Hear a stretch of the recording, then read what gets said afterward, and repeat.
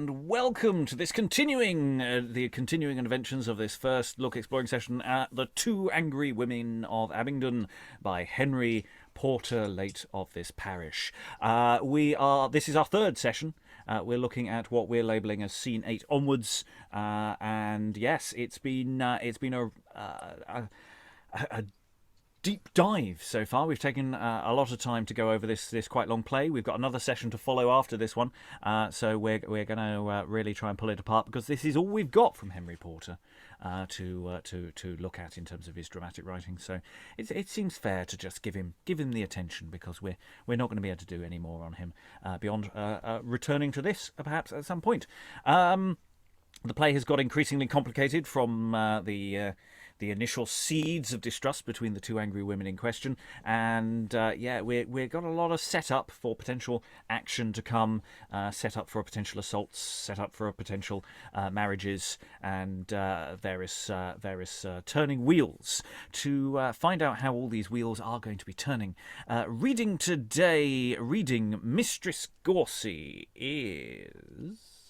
Hello, I'm Lynn Freitas. I'm a teacher. I live in the northwestern United States. Mistress Goursey being one of the angry women. The other angry woman of Abingdon, Mistress Barnes, and Sir Ralph, read by... Lois Potter, getting angrier and angrier here. Reading Master Barnes, and Will is... Rachael, actor on the East Coast. And reading Francis and Hodge is... Alan Scott, based in Suffolk. Reading Maul and Coomes today is... Hi, I'm Eric, and I'm here ready to get confused all over again. Reading Boy and Master Goursey is... Briony Sparrow, actor in the East Midlands. And reading Phillip is... Francis Cox, actor coming at you from Amsterdam. And I'm your host, Robert Crighton. I'll be reading stage directions, generally trying to move us forward as we, try to disentangle this. We do have occasional moments, just to flag up for everyone, where question marks as to precisely where asides live. It's not always clear from the text precisely certainly where they begin. Usually we have a decent idea where they end, but we don't always know where they begin. So if you see an aside in bold, then there's a question mark as to whether that's the precise positioning. Otherwise, we're going to dive into the action. We've just had a scene of a new character, Sir Ralph, who's off doing some hunting. We'll see if that resolves itself into the plot later on. And before that, we had some distant plotting going on as to a marriage plot, which we're probably going to rejoin here, because there's a marriage plot about Philip's sister with Frank, or Francis, and there's a certain reluctance, shall we say, on at least one side here. So I'm going to see what happens here as enter Philip, Frank, and Boy. Come, Frank. Now are we hard by the house? But how now? Sad? No, to study how to woo thy sister. How, man? How to woo her? Why, no matter how. I'm sure thou wilt not be ashamed to woo, thy cheeks not subject to a childish blush. Thou hast a better warrant by thy wit. I know thy oratory can unfold a quick invention, plausible discourse, and set such painted beauty on thy tongue, as it shall ravish every maiden's sense. For, Frank, thou art not like the russet youth I told thee of, that went to woo a wench, and being full stuffed up with fallow wit and meadow matter, asked the pretty maid how they sold corn last market day with them, saying, Indeed, 'twas very dear with us. And do ye hear? Ye had not need be so. For she will, Francis, thoroughly try thy wit. Sirrah, she'll bow the metal of your wits, and if they crack, she will not hold ye current. Nay, she will weigh your wit as men weigh angels, and if it lack a grain, she will not change with ye. I cannot speak it but in passion. She is a wicked wench to make a jest. Ah me, how full of flouts and mocks she is. Some aquathete take reason to recover this sick discourser. Sound not prithee, Phillip. Tush, tush. I do not think her as thou sayest. Perhaps she's opinion's darling, Phillip, wise in repute, the crow's bird. Oh, my friend, some judgments slave themselves to small desert, and wonderize the birth of common wit, when their own strangeness do but make that strange, and their ill errors do but make that good. And why should men debase to make that good? Perhaps such admiration wins her wit. Well, I'm glad to hear this bold prepare for this encounter. Forward, hardy Frank. Yonder's the window with the candle in it. Belike she's putting on her night attire. I told you, Frank, 'twas late. Well, I will call her. Marry softly, that my mother may not hear. Mal! Sister, Mal! Enter Mal at the window. How now? Who's there? 'Tis I. 'Tis I. Who I? Quoth the dog or what? A Christ cross row I? No, sweet Pinkany. Oh, is it you, Wild Oats? Ay, forsooth, wanton. Well said, Scapethrift. Phillip, be these your usual best salutes? Is this the harmless chiding of that dove? Dove? One of those that draw the Queen of Love? How now? Who's that, brother? Who's that with ye? A gentleman, my friend. Wired lady, he hath a pure wit. How mean your holy judgment? Oh, well put in, sir. Up, you would say. Well climbed, gentlemen. I pray, sir, tell me, do you cart to the Queen of Love? Not Carter, but couch her in your eye, and a fit place for gentle love to lie. Aye, but methinks you speak without the book to place a four-wheel wagon in my look. Where will you have room to have the coachman, sir? Nay, that were but small manners, not fit. His duty is before you bear to stand, having a lusty whipstock in his hand. The place is void. Will you provide me one?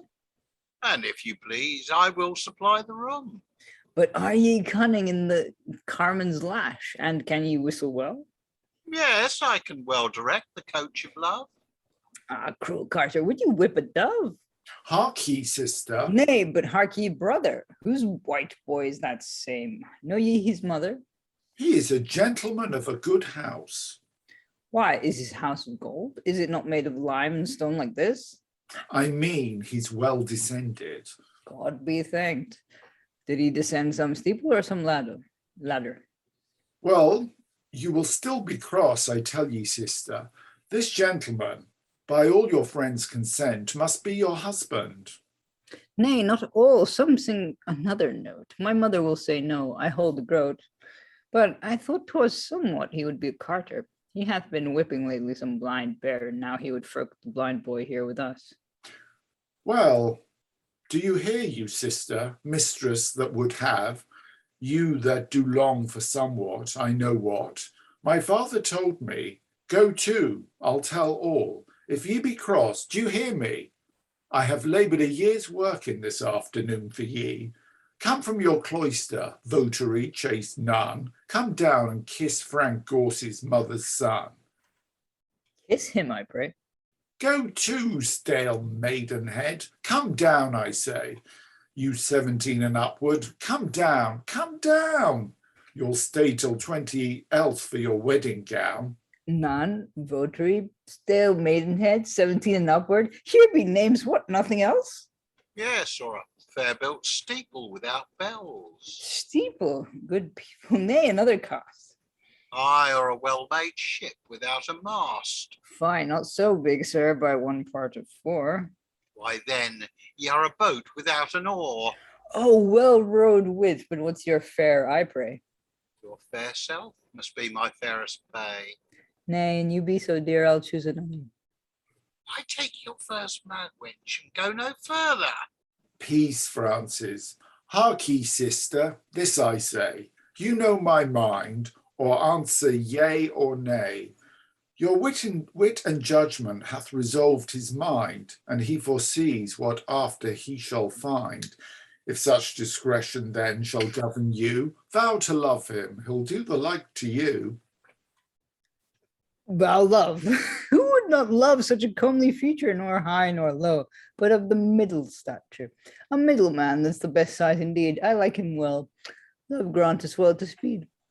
Let me see a woman of that tallness, so slender and of such a middle smallness, so old enough, and each part so fit, so fair, so kind, endued with so much wit, of so much wit as it is held a wonder.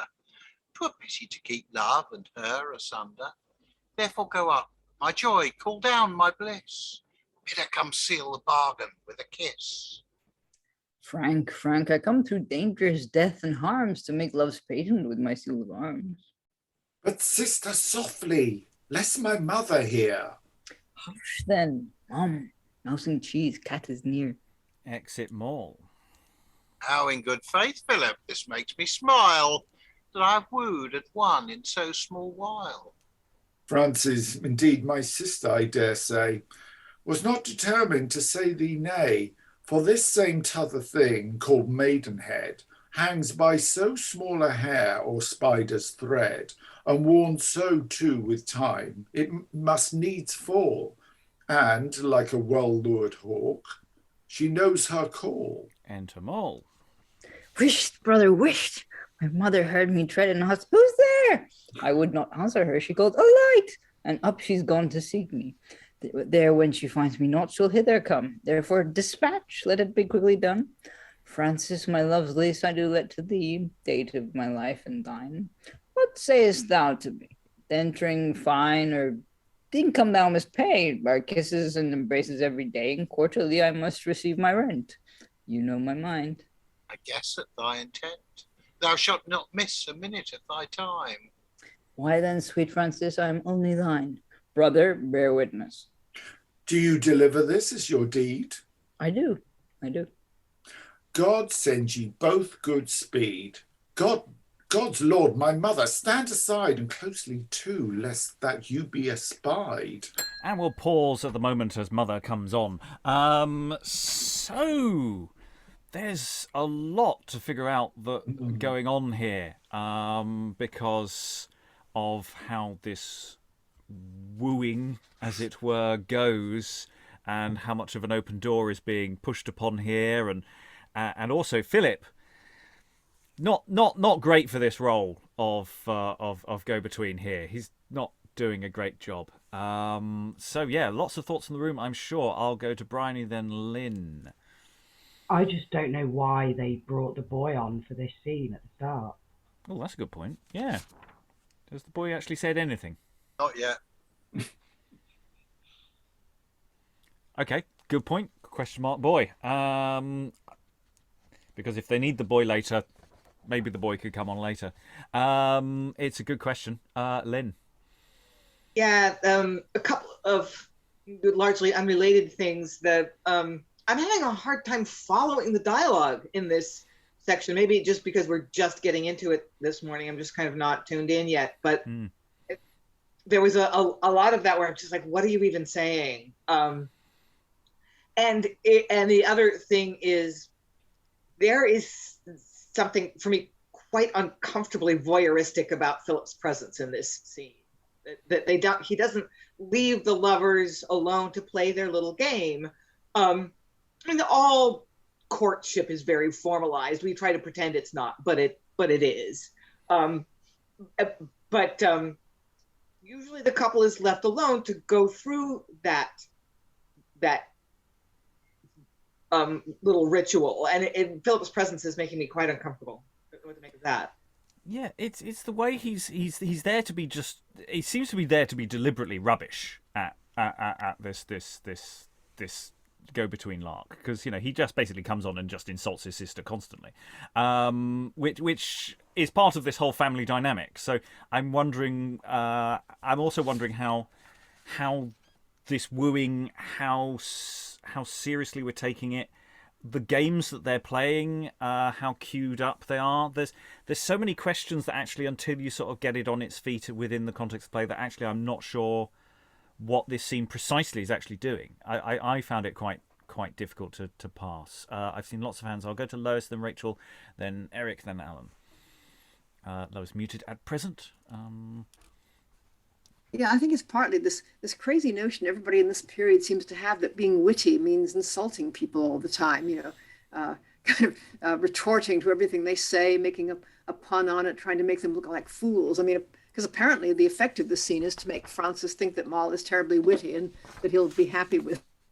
I mean, it's not the effect it would have on a lot of people, I think. And the same, really, the way she and her brother talk to each other, though it's typical high school kids, which is the age they seem to be anyway. I think that aside that's marked as an aside probably isn't one. The one where I think Francis says, "Take your first man." I mean, I think that refers to kind of like taxi drivers, but it's I think it's watermen. People queuing up for a job, and I'm your first man. I think that's what it means. And so I think he's saying to her. I mean, he could say it as an aside, but given the general nature of the conversation, I think he's probably just saying, take the first guy that comes along. Why not? Yeah, the lights on the taxi. Get in.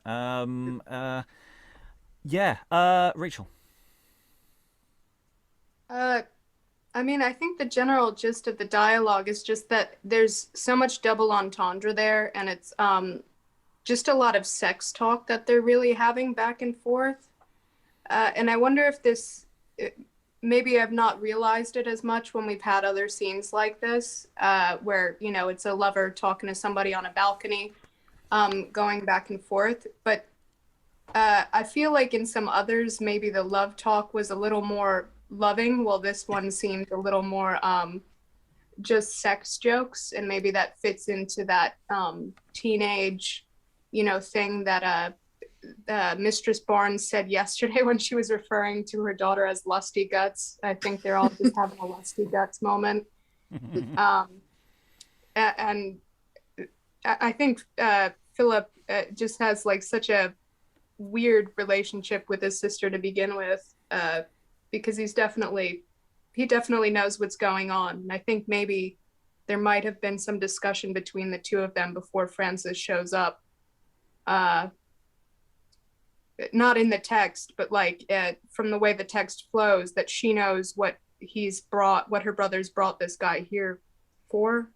Or maybe I'm confused, because I think she asked him what he's here for. I don't know. Yeah, it again is how performative is this? It does seem that I do feel that the play is pitching the Barnes family as far more dysfunctional. I mean, they're both dysfunctional families, but Phillips seems to be taking his cues from both his father and mother in the dialogue that he's doing, because he's both being insulting and being untidy and being, he's trying to be helpful, but he's making things worse, and it's just like the worst of both worlds is coming out. We were discussing, I think, the other day about some of Philip's dialogue was doing some strange things yesterday that we didn't quite pick up in the first session. So anyway, lots of people to go around. I'll go to Eric, then Alan, and then back down to Lois. Yeah, there was, I don't know, I feel like, the Moll and Phillip relationship is kind of like that. I don't have a sibling, but I mean, I'm assuming, based on sibling relationships I've seen in media and so and people that I've met, it's like, oi, shit face, I brought you a man, that kind of thing. And it's like kind of it feels like that, but then the way she's convinced doesn't really feel convincing. I don't know. Yeah, it's like she's just looking for a way out. Well, yeah, I mean, because we know that she is, or she's quite keen on the idea of getting married from earlier. But then, she does come down, and they basically plight their troth in front of a witness, and very, very quickly, and that has some legal standing here. So, yeah, motivations are really something to unpick here. Alan, then Lois, then Rachael. Yeah, I must admit the relationship between Phillip and Mal didn't strike me as being particularly uncommon. It's, siblings, as Eric has alluded to, basically taking the mick out of each other. And probably the winding up has been mutual over their entire lifetimes. But a lot of the dialogue between Francis and Mal, I'm reminded, was there not a sort of big thing in the Elizabethan period, possibly slightly earlier than this play is from, of the sort of the conceits of courtly wooing that involved an awful lot of rather complex wordplay? Yes, I think that's reasonably fair. Yeah, maybe it's doing some sort of pastiche on those lines, because there have been little hints and notes in this to earlier literary forms. Certainly the proverb stuff that we had the other day. Stuff that he's been reading. So maybe there is something in that. Yeah. Lois, then Rachael.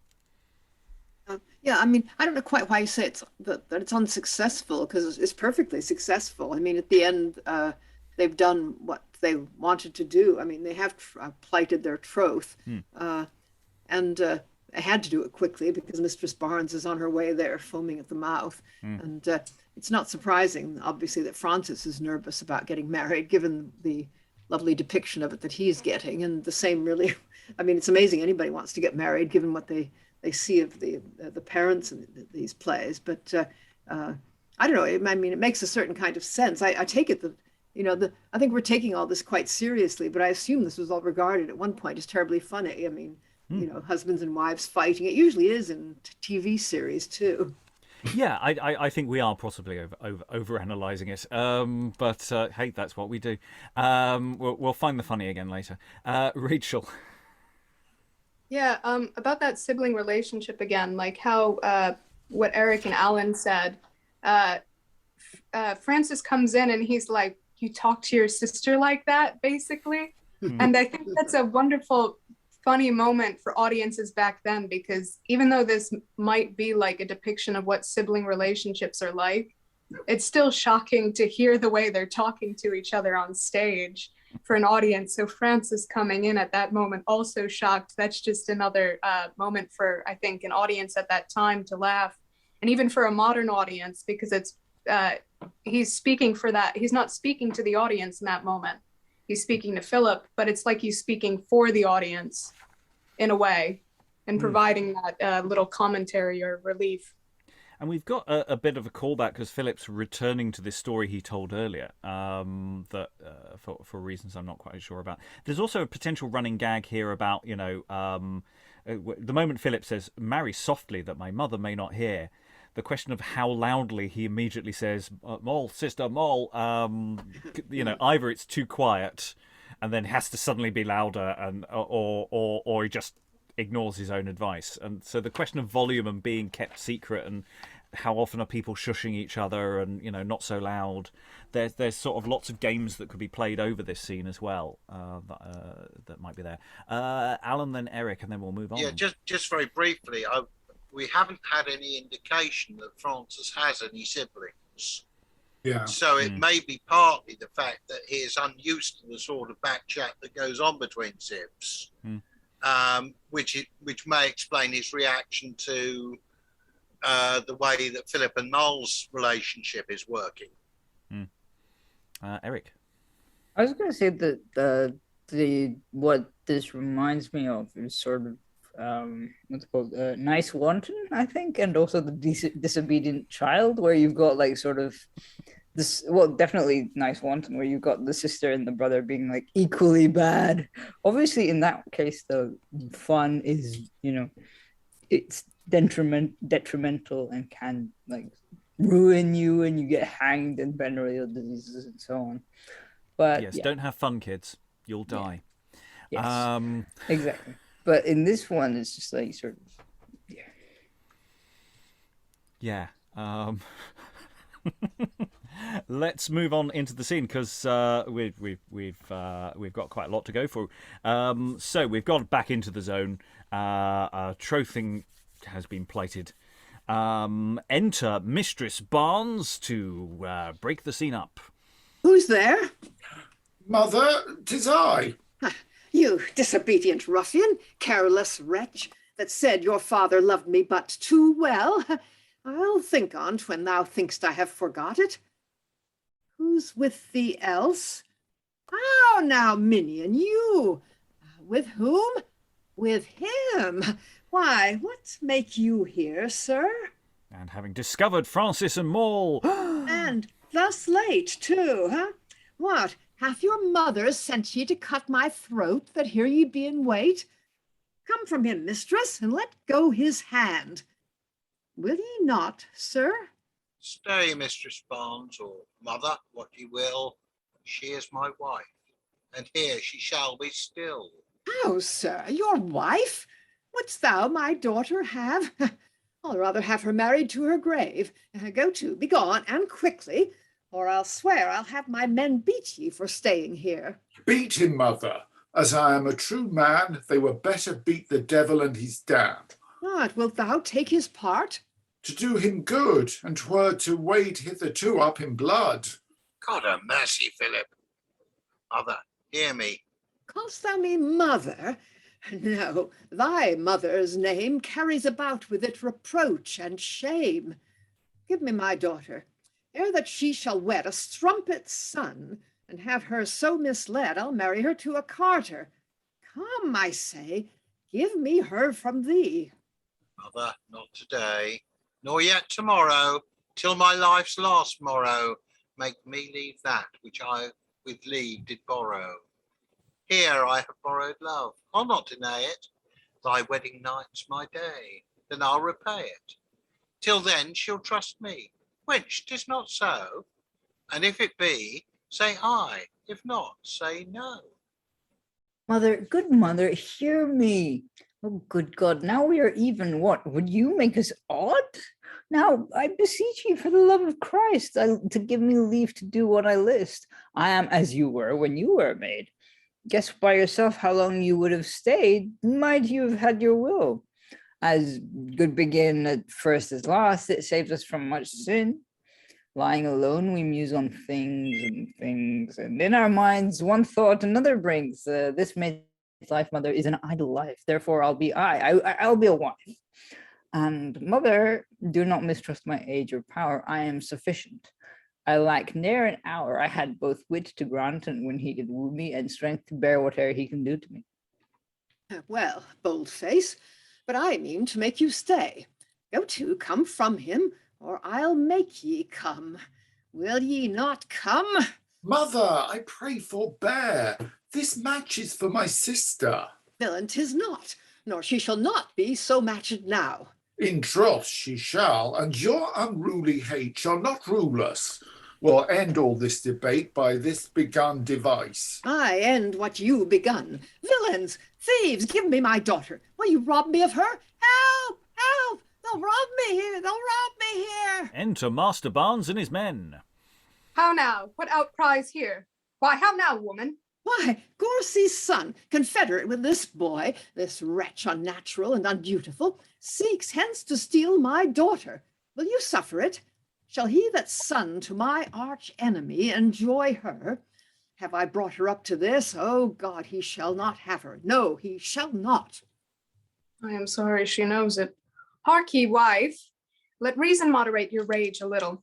If you examine but his birth and living, his wit and good behavior, you will say, though that ill hate make your opinion bad, he doth deserve as good a wife as she. Why, will you give consent he shall enjoy her? Aye, so that thy mind would agree with mine? My mind shall ne'er agree to this agreement. Enter Mistress Goursey and Coomes. Just a hint, something was set up earlier, question mark, question mark. And yet it shall go forward. But who's here? What, Mistress Goursey? How knew she of this? Frank, thy mother. Sounds where? Plague upon it. I think the devil is set to cross this match. This is the house, Dick Coomes, and yonder the light. Let us go near. How now? Methinks I see my son stand hand in hand with Barnes, his daughter. Why, how now, sirrah? Is this the time of night for you to be abroad? What have we here? I hope that love has not thus coupled you. Love, by my troth, mother. Love, she loves me, and I love her. Then we must needs agree. Aye, but I'll keep her sure enough from thee. It shall not need. I'll keep him safe enough. Be sure he shall not graft in such a stock. What stock, forsooth? As good a stock as thine. I do not mean that he shall graft in mine. Nor shall he, mistress. Hark, boy, thou art but mad to love the branch that hath a root so bad. Then, mother, I will graft a pippin on a crab. It will not prove well. But I will prove my skill. Sir, but you shall not. Mothers both, I will. Hark, Phillip, send away thy sister straight. Let Frances meet her where thou shalt appoint. Let them go several to shun suspicion, and bid them go to Oxford both this night. There tomorrow say that we will meet them, and there determine of their marriage. I will, though it be very late and dark. My sister will endure it for a husband. Well, then at Carfax, boy, I mean to meet them. Enough. And exit Master Barnes. Would they would begin to chide, for I would have them brawling, that meanwhile they may steal hence to meet where I appoint. What, mother, will you let this match go forward? Or Mistress Goursey, will you first agree? Shall I agree first? Aye, why not? Come, come. Come from her, son, and if thou lovest thy mother. With the like spell, daughter, I conjure thee. Frances, by fair means let me win thee from her, and I will gild my blessing, gentle son, with store of angels. I would not have thee check thy good fortune by this cousining choice. Oh, do not thrall thy happy liberty in such bondage. If thou needs be bound, then be to better worth. This worthless choice is not fit for thee. Oh, it's not fit for him. Wherefore is not fit? Is he too brave a gentleman, I pray? No, 'tis not fit. She shall not fit his turn. If she were wise, she would be fitter for 3 times his better. Minion, go in, or I'll make ye. I'll keep ye safe from him, I warrant ye. Come, Frances, come from her. Others, with both hands shove I hate from love, that like an ill companion would infect the infant mind of our affection. Within this cradle shall this minute's babe be laid to rest, and thus I'll hug my joy. Wilt thou be obstinate, thou self-willed boy? Nay, then, perforce I'll part ye, since ye will not. Do you hear, mistress? Pray give me leave to talk 2 or 3 cold words with my young master. Hark ye, sir, ye are my master's son, and so forth. And indeed, I bear you some goodwill, partly for his sake and partly for your own. And I do hope you do the like to me. I should be sorry else. I must needs say you are a young man, and for my own part, I have seen the world, and I know what belongs to causes, and the experience that I have, thank God, I've traveled for it. Why, how far have ye travelled for it? From my master's house to the alehouse. How, sir? So, sir. Go to, I pray correct your boy. 'Twas never a good world since a boy would face a man so. Go to. Forward, man. Well, sir, so it is. I would not wish you to marry without my mistress' consent. And why? Nay, there's ne'er a why, but there is a wherefore. I have known some have done the like, and they've danced to the galliard at Beggar's Bush for it.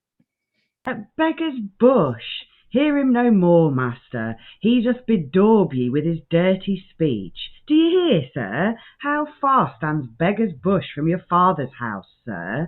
Why, thou whoreson refuge of a tailor, that wert prentice to a tailor half an age, and because, if thou had served 10 ages, thou wouldst prove but a botcher, thou leapst from the shopboard to a blue coat. Doth it become thee to use thy terms so? Well, thou degree above a hackney, and 10 degrees under a page. Sew up your lubber lips, or 'tis not your sword and buckler shall keep my poignard from your breast. Do you hear, sir? This is your boy. How then? You must breach him for it. Must I? How if I will not?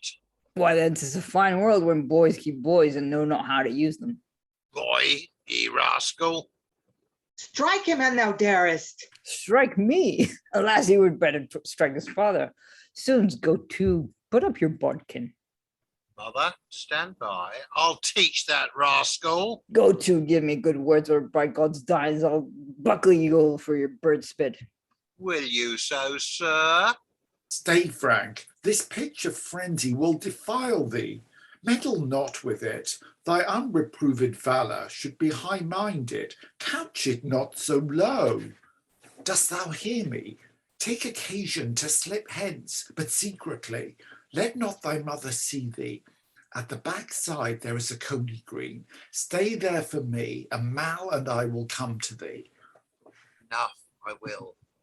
Mother, you do me wrong to be so peremptory in your command, and see that rascal to abuse me so. Rascal, take that and take... Oh, do you hear, sir? I do not mean to pocket up this wrong. I know why that is. Why? Because you have ne'er a pocket. A whip, sirrah, a whip. But, sir, provide your tools against tomorrow morning. 'Tis somewhat dark now, indeed. You know Dawson's close between the hedge and the pond. 'Tis good even ground. I'll meet you there. And do not call me cut. And you be a man, show yourself a man. We'll have a bout or two, and so apart for that present. Well, sir, well.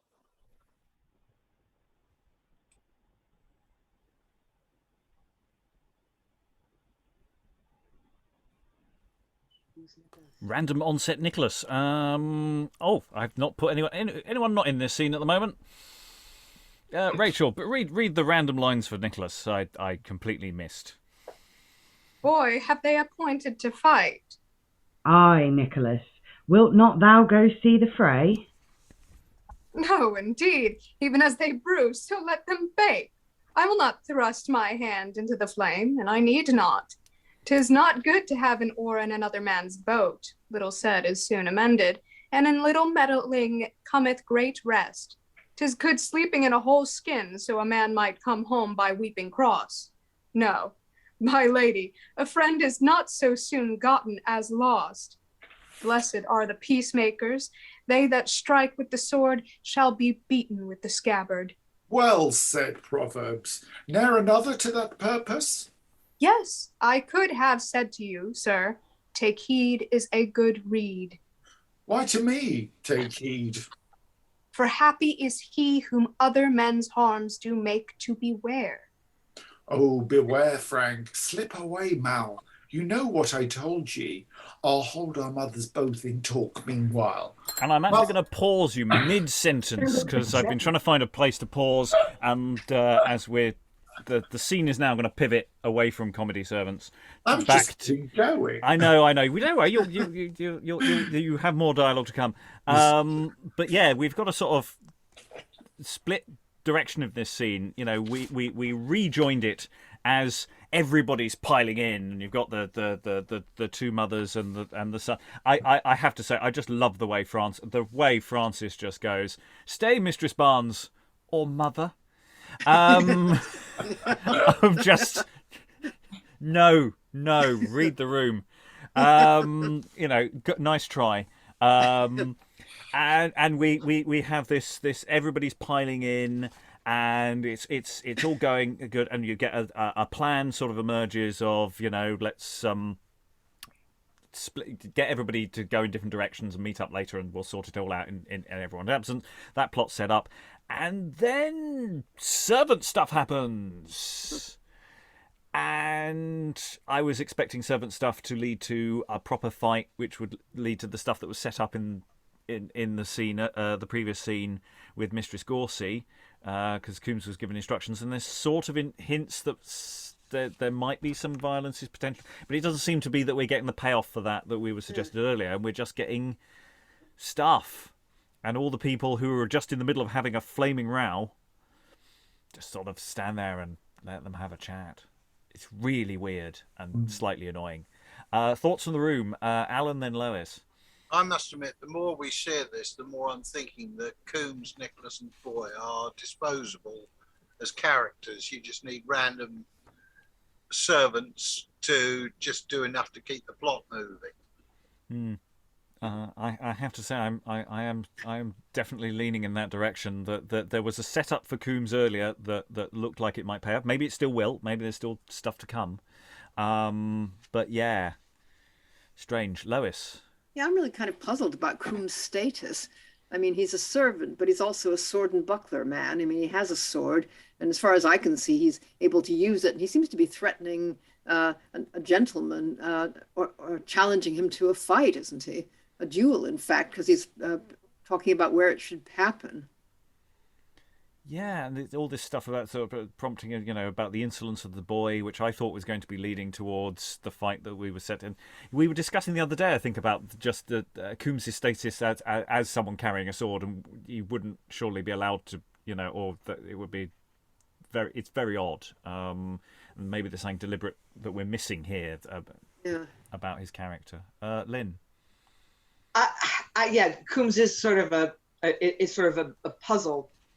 Status-wise, maybe he's someone of the gentle class who has fallen on hard times and has to resort to going into service with someone who is wealthier than he is, but technically below him in status. Something like that. Maybe that's something the audience would recognize, a gentleman fallen on hard times and reduced to being a household servant to someone who he in some ways outranks, and that's funny. Or it's someone who thinks that they're more upwardly mobile than they are and has delusions of status. It does seem that we need to resolve that on some level. Francis, then Rachael, then Eric. Yeah, all the shenanigans with the servants aside, I think the dialogue between Mistress Goursey, Mistress Barnes, Francis, and Mal, actors could have a lot of fun with that, with the physical stuff. Get away from him. How, Yeah, it's a proper pile up. It's really nice. It's really nicely structured because you just have enough material that slightly peters out, and then the next team come on, the next team come on. And it's really nicely done. Yeah. A lot of callbacks to stuff that was mentioned earlier, as well. So it does seem that there is a through line that is there. Rachael next, I think. I think the boy might have given us a clue to Coombs's rank. I think he is just one of these people that thinks he has more the ability to move, to be upwardly mobile than he does, because he talks about him, apprentice to a tailor, half an age, and he calls him all these other things, and that he's been raised to the rank of a blue coat, and he's just above a hackney, but he's way below a page. It's an insult, and a production can choose to keep that as an insult or have it really impact Coomes as ringing somewhat true. And then we get this moment with Nicholas as well, and it's a moment so inconsequential that I didn't even cast it. It's just like, Nicholas, who's been promised to do some more proverb business, is there and does some words. And which again, I'm not sure why. Eric. Yeah, the whole sort of I thought that the Coomes and sort of boy business was going to be sort of the distraction for them to get away, but then it's kind of like Coomes is arguing with Francis, so like, does he just extract himself, that kind of thing?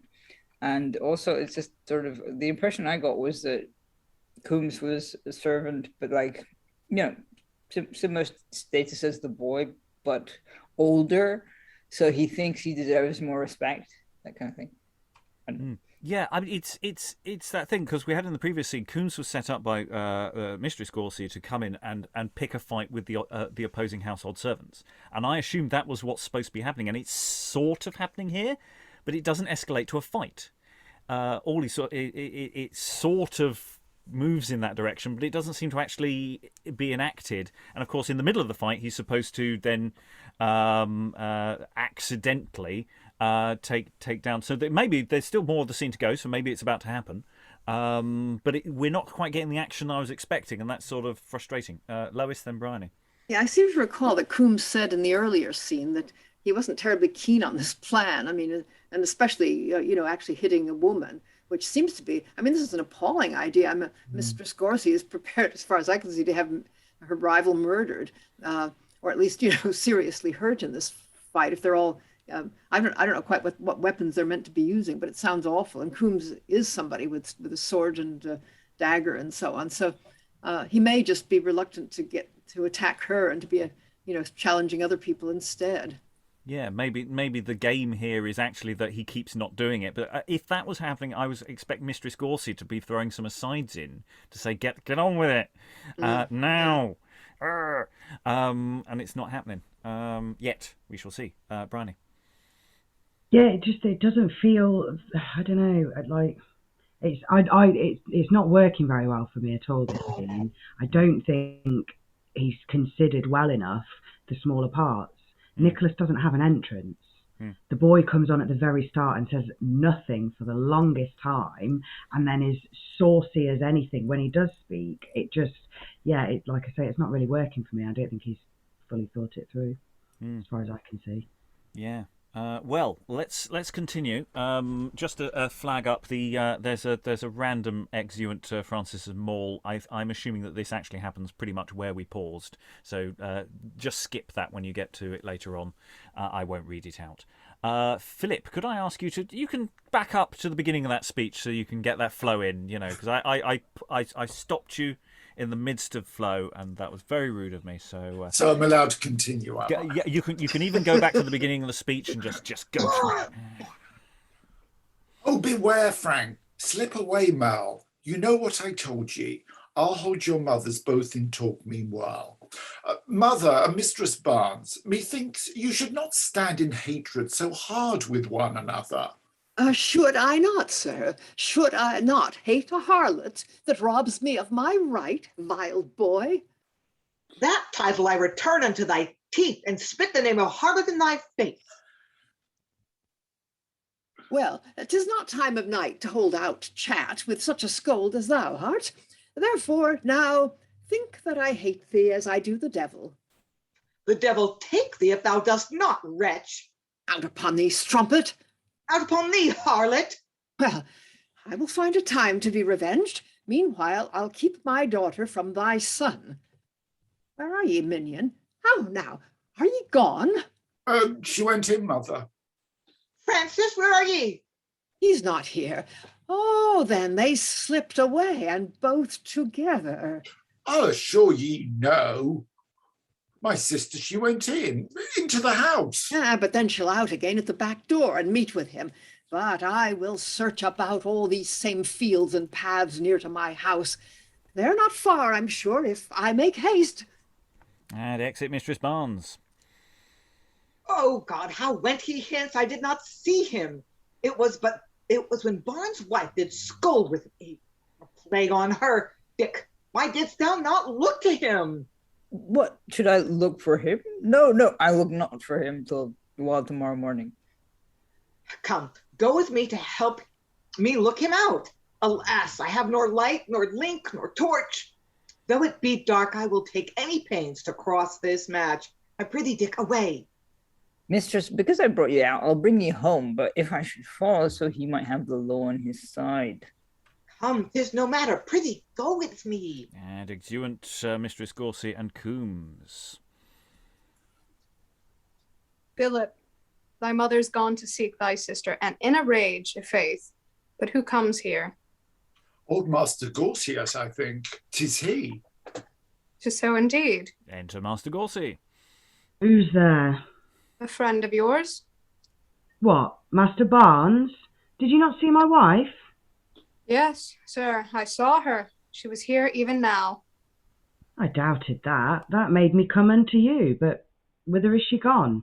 To seek your son, who slipped away from her, to meet with Mal, my sister, in a place where I appointed, and my mother too seeks for my sister. So they both are gone. My mother hath the torch. Mary, your wife, goes darkling up and down, and Coomes before her. I thought that knave was with her, but 'tis well. I pray God they may come by ne'er a light, but both be led a dark dance in the night. Why is my fellow Dick in dark with my mistress? I pray God they be honest, for there may be much knavery in the dark. Faith, if I were there, I would have some knavery with them. Good master, will you carry the torch yourself and give me leave to play at blind man buff with my mistress? On that condition, thou wilt do thy best to keep thy mistress and thy fellow Dick, both from my sister and thy master's son. I will entreat thy master, let thee go.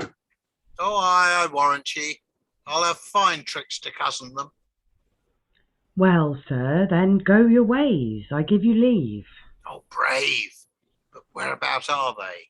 About our Coney Green they surely are, if thou canst find them.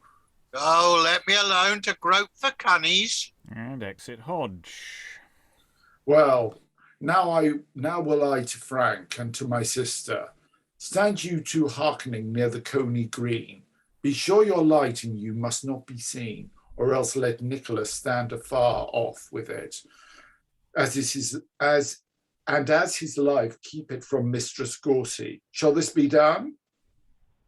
Phillip, it shall. Good. God be with you. I'll be gone. And exit Phillip. Come on, Master Goursey. This same is a means to make our wives friends, if they resist not. Tut, sir. Howsoever it shall go forward. Come, then, let's do as Phillip hath advised. And they exit. So, yes, we have a sort of closing off of actions here of... we all hang on, where they gone while we're arguing, and yes, they've sneaked off in different directions and setting up for presumably what's going to be going on in the next scenes.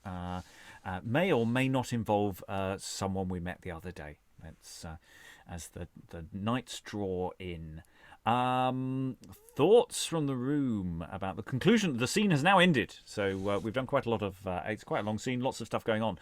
Rachael, then Eric, then Alan. I think the first scene with Mistress Barnes and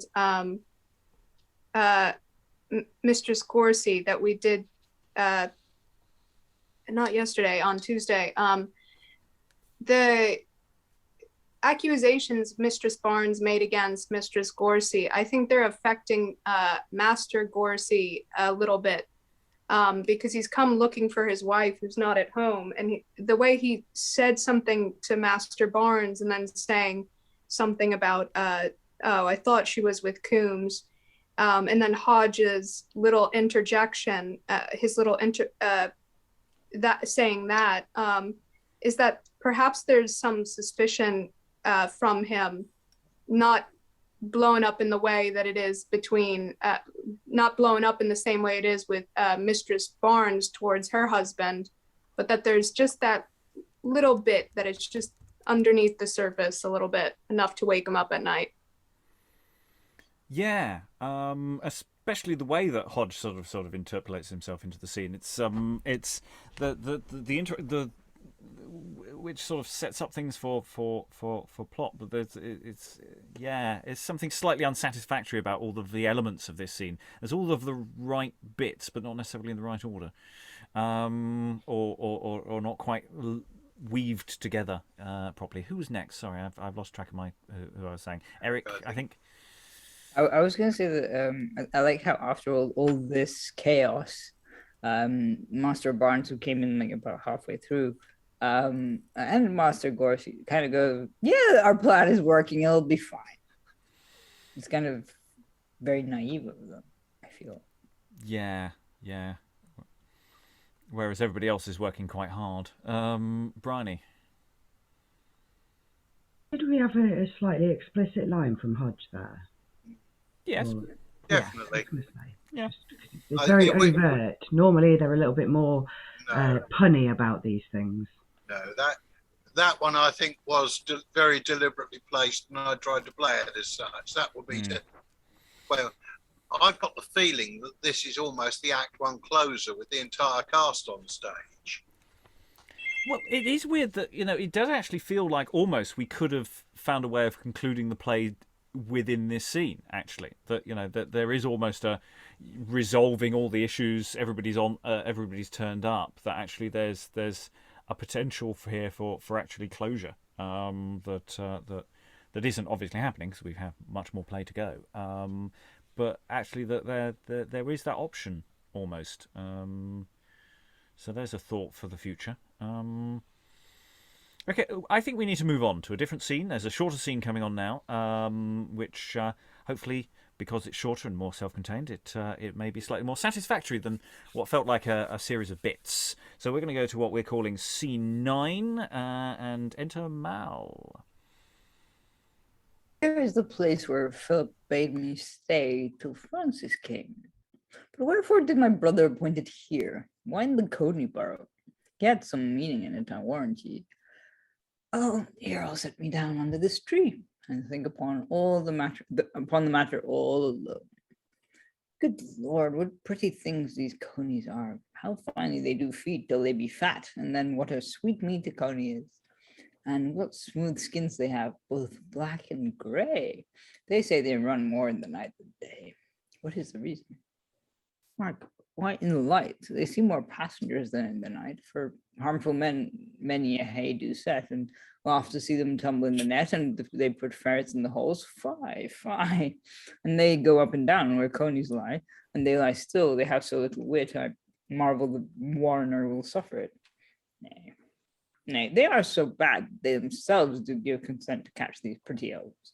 How if the warrener should spy me here, he would take me for a coney, I dare swear. But when that Francis comes, will he say, "Look, boy, lies a coney in my way"? But soft, a light. Who's that? So my mother. Nay, then all hid. Faith, she shall not see me. I'll play Bo Peep with her behind this tree. Enter Mistress Barnes. I marvel where this wench doth hide herself so closely. I have searched in many a bush. Belike my mother took me for a thrush. She's hid in the same warren, I'll lay money. Close as a rabbit sucker from an old coney. Oh, God, I would to God that I could find her. I would keep her from her love's toys yet. Why, so you might if your daughter had no wit. What a vile girl 'tis that would have it so young. A murrain take that dissembling tongue. Ere your calf's teeth were out, you thought it long. But, minion, yet I'll keep you from the man. To save a lie, mother, say if you can. Well, now to look for her. Aye, there's the spite. What trick shall I now have to escape her light? Who's there? What? Minion, is it you? Shrew her heart, what a fright she put me to. But I'm glad I found her, though I was afraid. Come on your ways. You are a handsome maid. Why steal you forth a doors so late at night? Why, whither go ye? Come, stand still, I say. No, indeed, mother, this is my best way. 'Tis not the best way. Stand by me, I tell ye.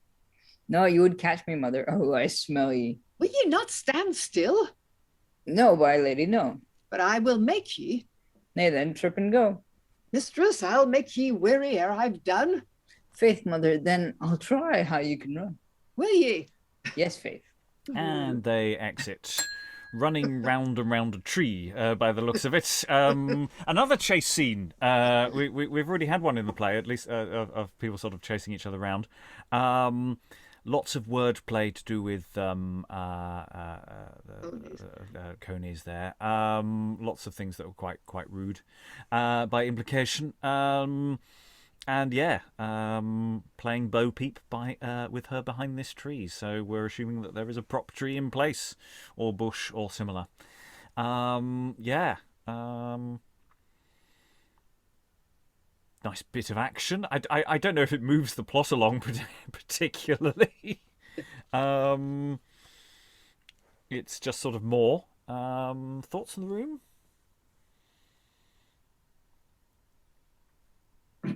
Struggling. The hands slowly creeping up.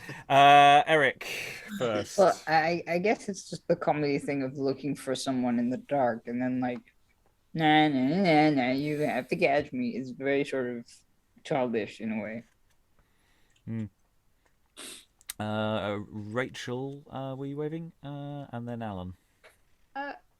I don't know why, but this is just so, this scene of them running back and forth is just so absurd that it almost reminds me of a dumb show that, like, if this was another play, this might be done in dumb show. I don't, you know what I mean? Just the running and the whatever. I don't know. Maybe it's just a comedy scene for the actors who are playing the women. Well, and also, it's going to be a question of how it fits with the next scene and the next scene and the next scene. You may get a lot of business where the intersection between these scenes is going to be actually more important than the individual units of action. Alan, then Lois. I think the whole scene is actually asides. I don't think they are actually seeing each other. Oh, no, yeah. I mean, it's just in the sense that one aside is explicitly to the audience in a secretive fashion. That's how it's marked there. Lois. I know they must be hearing each other at the end. I mean, oh yeah, because Moll runs off and Mistress Barnes is running after her, pant, pant, pant. But I think if I remember rightly, night scenes and scenes where all the characters on stage are pretending they can't see each other were a sort of staple of commedia dell'arte, and I think we may be getting that kind of thing. You know, just lots of scenes where, in fact, we can see everything, but the characters supposedly can't see anything much. So there'll be a lot of comedy that comes from that. Yes, what's the potential business that can be drawn out of this? I mean, we've had that with quite a few scenes of saying, well, there's options here for what you can actually pull out of the action. Briony?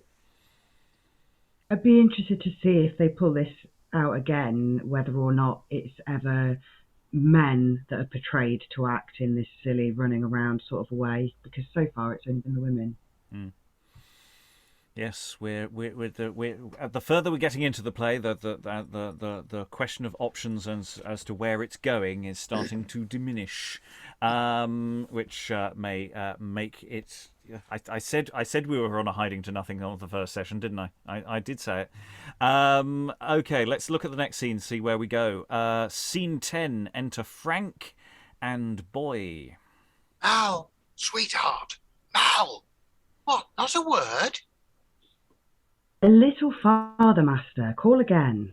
Why, Mal, I prithee speak. Why, Mal, I say. I know thou art not far, if thou wilt speak. Why, Mal. But now I see she's in her merry vein, to make me call and put me to more pain. Well, I must bear with her, she'll bear with me, but I will call, lest that it be not so. Why, Mal. Mal, I say, why are we right? Have we not missed this way the same day, dark night? Mass, it may be so. As I am true man, I have not seen a coney since I came. Yet at the coney burrows we should meet. But hark, I hear the trampling of some feet. Maybe so then. Therefore, let's lie close. Enter Mistress Goursey and Coomes.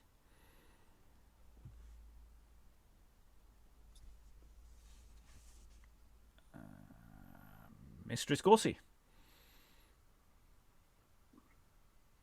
Where art thou, Dick? Where am I, quotha? I may be where anybody will say I am, either in France or Rome or Jerusalem, they may say I am, for I am not able to disprove them, because I cannot tell where I am. Oh, what a blindfold walk have we had, Dick, to seek my son, and yet I cannot find him. Why then, mistress, let's go home. Why, 'tis so dark we shall not find the way. I pray God ye may not, mother, till it be day. Sblood, take heed, mistress, here's a tree. Lead thou the way, and let me hold by thee. Dick Coomes, what difference is there between a blind man and he that cannot see? Peace a pox on thee. Foons, somebody spake. Dick, look about. It may be here we may find them out. I see the glimpse of somebody here, and ye be a bridal fray the bugbear. There goes, mistress. Oh, sir, have I spied you? A plague on the boy. 'Twas he that descried me. And they all exit. Yes, that gives us more clues about the previous scene. Yes, everybody's sort of wandering around, stumbling about in the dark. Lois, absolutely bang on there. This is that comedy. Nobody can see business. And for once with the primary characters, we're getting much broader comedy action going on here, rather than just the servants doing the silly slapstick and falling down wells. We're getting sort of everybody's starting to pick into it now, and again, there's potentially a lot of room for inferred and additional comedy business here of people tripping over things, and there's definitely a tree here that is prominently being used. Any other thoughts? Otherwise, it might be useful to just keep cracking on with these little nuggets of action to try and piece them together. So we have another short scenette, scene 11 as we're calling it. Enter Phillip. How like a beauteous lady masked in black looks that same large circumference of heaven. The sky that was so fair 3 hours ago is in 3 hours become an Ethiop, and being angry at her beauteous change, she will not have one of those pearled stars to blab her sable metamorphosis. 'Tis very dark. I did appoint my sister to meet me at the Coney Borough below, and Francis too, but neither can I see. Belike my mother happened on that place and frayed them both from it, and they both are now wandering about the fields. How shall I find them? It is so dark. I scarce can see my hand. Why then, I'll hollow for them. No, not so. So will his voice betray him to our mothers. And if he answer, bring them where he is. What shall I then do? It must not be so, 'sblood, it must be so. How else, I pray? Shall I stand gaping here all night, all day, and then be ne'er the near? So ho! So ho! Enter Will. So ho! I come. Where are ye? Where art thou? Here. How now, Frank? Where hast thou been? Frank? What Frank's blood? Is Sir Ralph mad? Here's the bow. I have not been much private with that voice. Methinks Frank Goursey's talk and his doth tell me I am mistaken, especially by his bow. Frank had no bow. Well, I will leave this fellow, on hollow somewhat farther in the fields. Dost thou hear, fellow? I perceive by thee that we are both mistaken. I took thee for one thou art not. Likewise thou tookst me for Sir Ralph Smith. But sure I am not he, and so farewell. I must go seek my friend. So ho! So ho, so ho. Exit Phillip. Sorry. So ho, so ho. Nay, then, Sir Ralph, so whore. For a whore she was sure, if you had her here so late. Now you are Sir Ralph Smith. Well do ye counterfeit and change your voice, but yet I know ye. But what should be that Francis? Belike that Francis cozened him of his wench, and he conceals himself to find her out. 'Tis so, upon my life.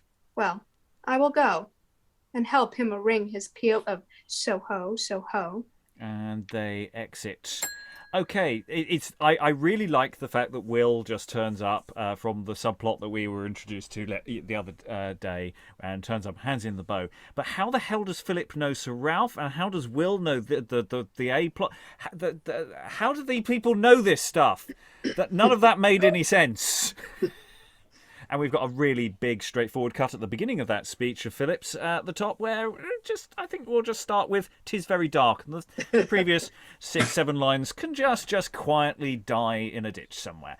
Lois, then Rachael, then Eric. But of course, the intention might be to have all this poetic stuff followed by, well, in other words, just very dark. Yes, but it's not going to land. Yes. It is another clue to Philip being a bit verbose, which has been creeping in into his character. But yeah, different dialogue. We'll find some other descriptive stuff we can put in there instead if we want that gag. Sorry, I cut you off. Any more, Lois? Yeah, no. No, yeah. Rachael, was it next to? I forget who was waving. I was going to say maybe Sir Ralph, because we've talked about the Barnes and the Gourseys as being maybe these upper, these middle class or these upper middle class people. Maybe they're tenants of Sir Ralph, and they live. You know what I mean? Like he's the lord. I don't know. Does that system exist yet in the UK? I'm like asking based off of Jane Austen and like Mr. Darcy and stuff like that. Possible. Yeah.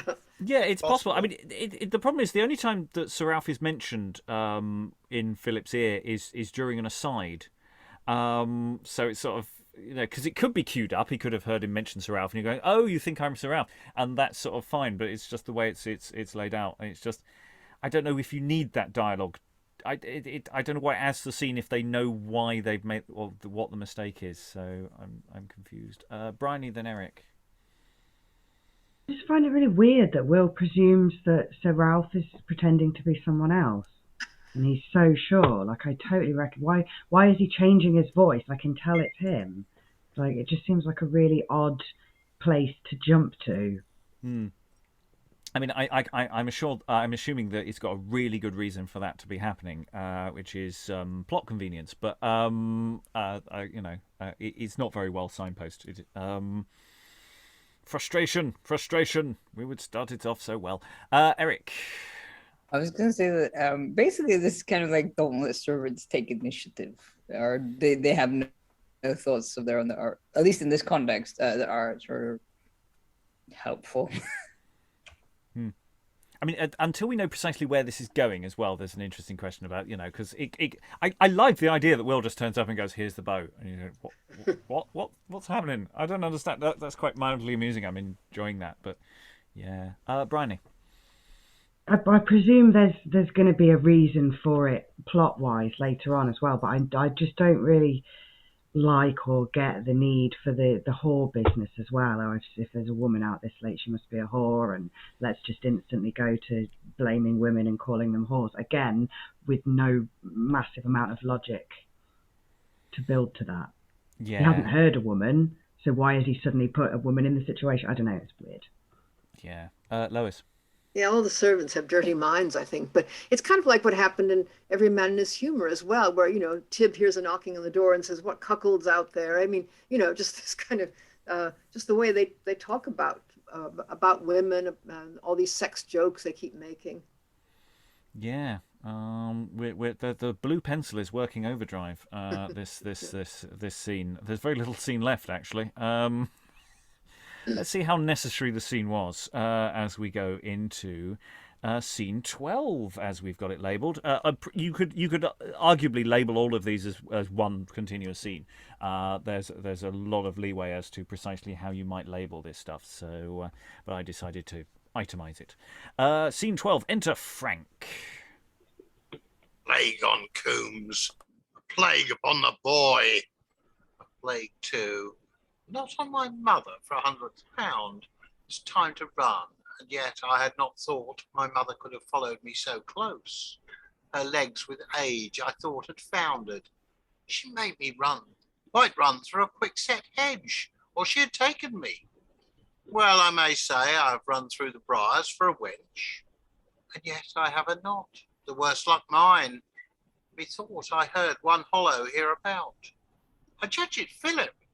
Oh, the slave will laugh when he hears how my mother scared me. Well, here I'll stand until I hear him hollow, and then I'll answer him. He's not far. And enter Sir Ralph Smith.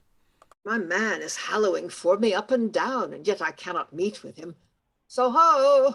So ho! Ah, why, what a pox! Wert thou so near me, man, and wouldst not speak? Spludge, you're very hot. No, sir, I'm cold enough with staying here for such a knave as you. Knave? How now, Phillip? Art mad? art mad? Why, art not thou my man who went to fetch my bow? Indeed, a bow might shoot me 10 bows down the weather so. I, your man? What art thou then? A man, but what's thy name? Some call me Ralph. Then, honest Ralph, farewell. Well said, familiar Will. Plain Ralph, i' faith. Hollow within Phillip and Will. There calls my man. Oh, but there goes mine, away. And yet I'll hear what this next call will say, and here I'll tarry till he call again. And Sir Ralph retires, enter Will. So ho. So ho, where art thou, Phillip?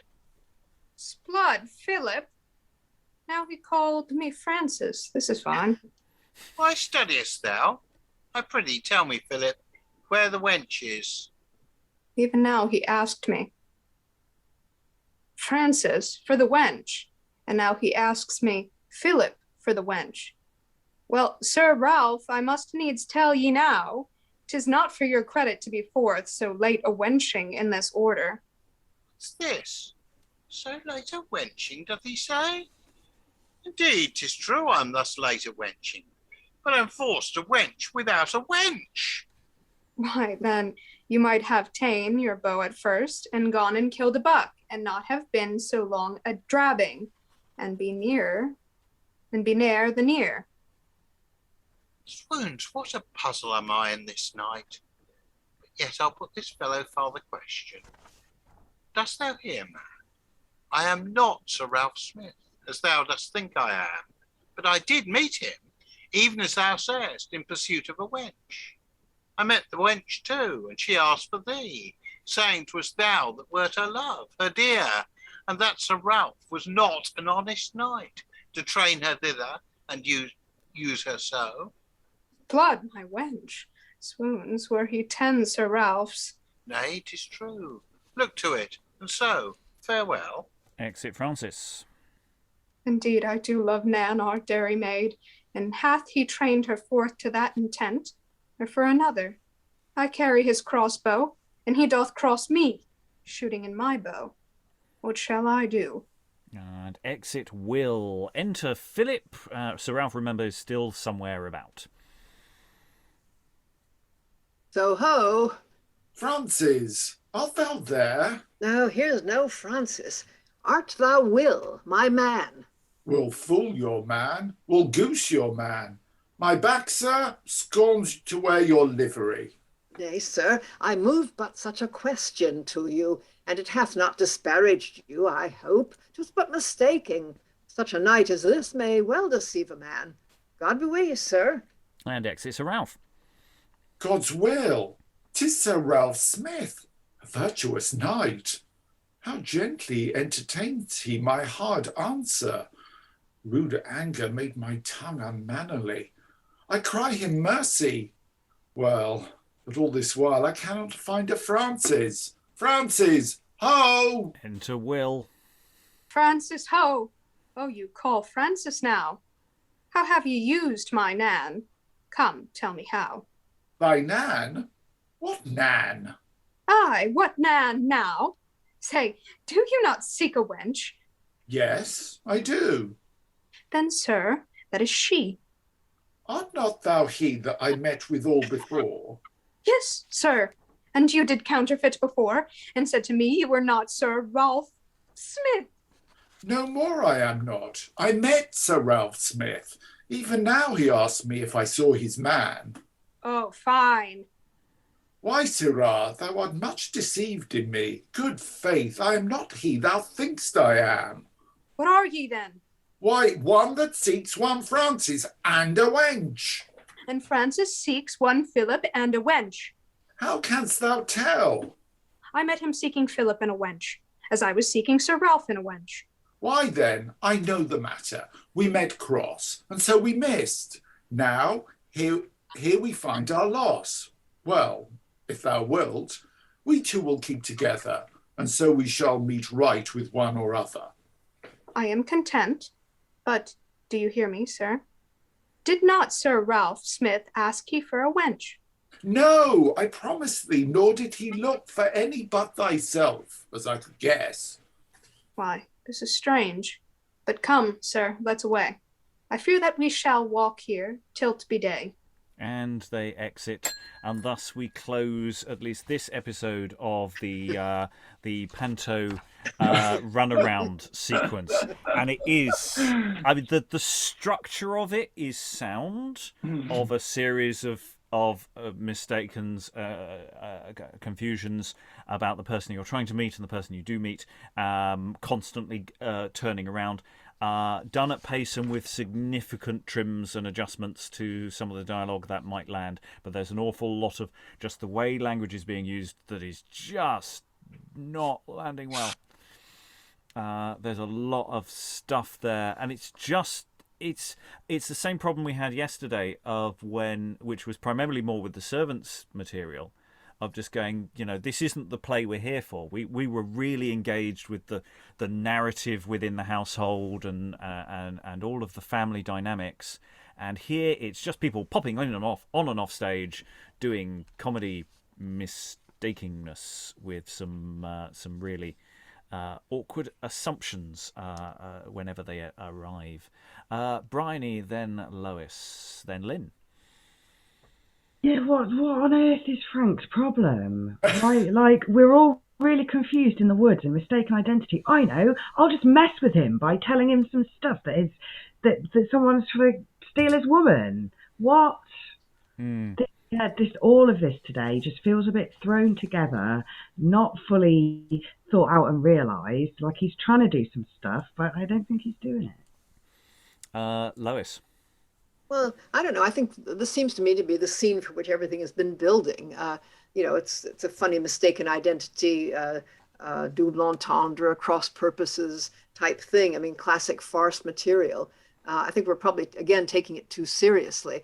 And the main reason it works is because everybody's got these filthy minds. I mean, nobody can ever say anything without then saying something like, I bet he's off, with a wench somewhere. And so they all get mixed up as to which wench is being talked about and what's happening with the wench. But no, I think this scene could be hilarious, actually. I think structurally it's all there. I think there is an element of this isn't the play that we've been rooting for since the beginning, and that may be our problem. But also just the way that some of the language is landing is just is getting in the way of us finding it funny, I think, as well, and that's quite a big problem, because obviously if it's a comedy, we need the audience to laugh. And if we keep throwing little bombs at them, they're going to keep ducking. So there's adjustments that I think, I say structurally, I think it works, even if it's not necessarily what we were rooting for earlier. But yeah, some tweaking is probably necessary. And also just pace. If you stop and start and go through it as we've been doing, we're going to kill the flow of this is one single sequence. In fact, presumably actually effectively goes on just with a different set of characters coming up. Lynn. Yeah.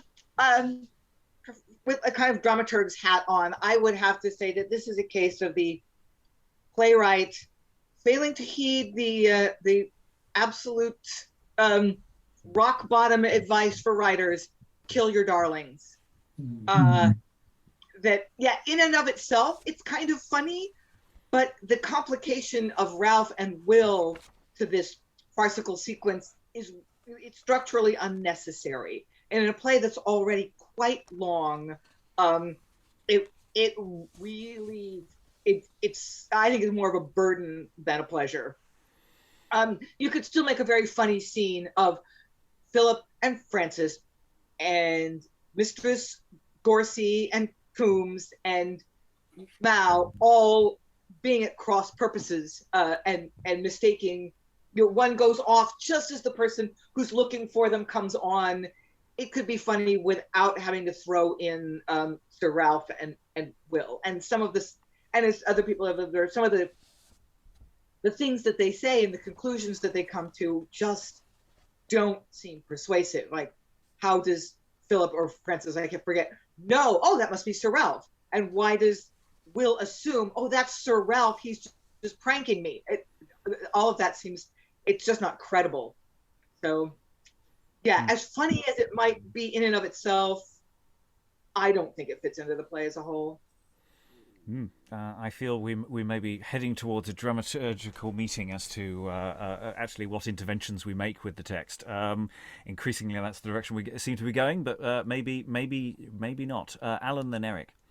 I'm just wondering, I think we'll need to see what happens in the remaining scenes as to whether Sir Ralph is actually key to the development of the A plot. Otherwise, I think he's eminently disposable.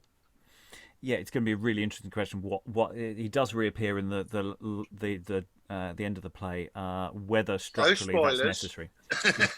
Eric.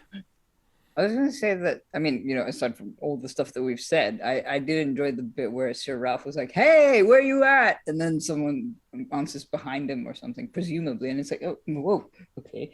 Like, sort of that moment of, comedy in the sense of slapstick or comedy, I don't know. Yeah, it's just kind of, I did enjoy that moment. Yeah, I mean, I say structurally, I think it works. The way it's laid out is nice.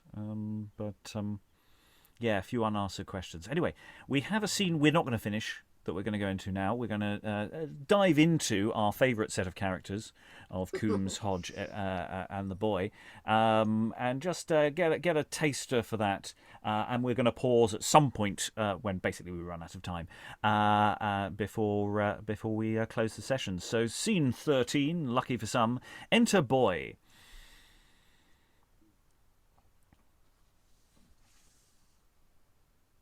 Oh, God, I have run so far into the wind that I have run myself out of wind. They say a man is near his end when he lacks breath. When I am at the end of my race, for I can run no farther, then here I be in my breath-bed, not in my death-bed. Enter Coomes. They say men moil and toil for a poor living. So I moil and toil and am living, I thank God. In good time, be it spoken. It had been better for me my mistress's angel had been light, for then it had perhaps not led me into this darkness. Well, the devil never blesses a man better when he presses up angels by owl light. I ran through a hedge to take the boy, but I stuck in the ditch and lost the boy. And he falls. Swoons a plague on that clod, that molehill, that ditch, or whatever the devil so or whatever the devil so it were. So for a man cannot see what it was. Well, I would not for the price of my sword and buckler anybody should see me in this taking, for it would make me but cut off their legs for laughing at me. Well, down I am. Down I mean to be, because I'm weary. But to tumble down thus, it was no part of my meaning. Then, since I am down, here I'll rest me, and no man shall remove me. Enter Hodge. Oh, I have sporting coney, faith. I've almost burst myself with laughing at Mistress Barnes. She was following of her daughter, and I, hearing her, put on my fellow Dick's sword and buckler voice and his swoons and splud words, and led her such a dance in the dark as it passes. Here she is, quoth I. Where, quoth she. Here, quoth I. Oh, it has been a brave here and there night. But oh, what a soft-natured thing the dirt is. How it would endure my hard treading and kiss my feet for acquaintance, and how courteous and mannerly were the clods to make me stumble only on purpose, to entreat me to lie down and rest me. But now, and I could find my fellow Dick, I would play with a knave with him honestly, a faith. Well, I will grope in the dark for him, or I'll poke with my staff like a blind man to prevent a ditch. He stumbles on Dick Coomes. Who's that with the pox? Who art thou with a pestilence? Why, I am Dick Coomes. What, have I found thee, Dick? Nay then, I am for ye, Dick. Where are ye, Dick? What can I tell where I am? Cannot tell? Come, ye wait on your mistress well. Come on your ways. I've sought you till I'm weary, and called ye till I'm hoarse. Good Lord, what a jaunt I've had this night. Hey-o! Is it you, mistress, that came over me? Sblood, 'twere a good deed to come over you for this night's work. I cannot afford all this pains for an angel. I tell you true, a kiss were not cast away upon a good fellow that hath deserved more that way than a kiss. If your kindness would afford it him. What shall I have it, mistress? I must not kiss my man. Nay, ne'er stand. Shall I? Nobody sees, say, but I shall, and I'll smack it soundly, faith. Away, bawdy man. In truth, I'll tell your master. My master, go to, and ne'er tell me of my master. He may pray for them that may, but he is posted. And for mine own part, I can do somewhat that way, I thank God. I'm not now to learn, and 'tis your part to have your whole desire. If I am ashamed of you, would you tempt your mistress to lewdness? To lewdness? No, by my troth, there is no such matter in it. It is for kindness. And by my troth, if you like my gentle offer, you shall see what I courteously can afford ye. Shall I indeed, Dick? If faith, I thought nobody would see. Tush, fear not that. Swoons, they must have cat's eyes then. Then kiss me, Dick. Kind wench, your faith. Where are you, mistress? Here, Dick.